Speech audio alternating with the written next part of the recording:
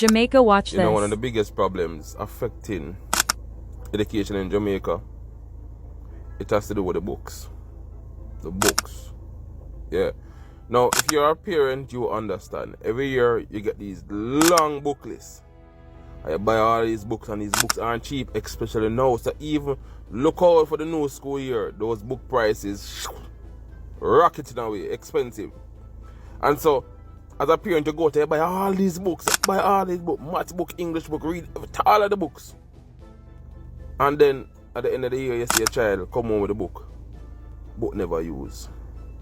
A few pages used.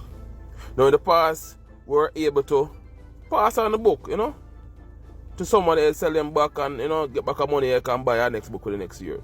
But here what happened now? A lot of these books become workbooks. The child writing it. So they can use for somebody else.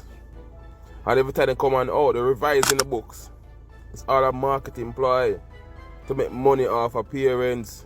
Because you keep on buy these books, you don't know how to use the book them. So what the sense? And so the person wonder, why the children not do so well at school? Why some? Because the book them not use. What do you think? Madness, man.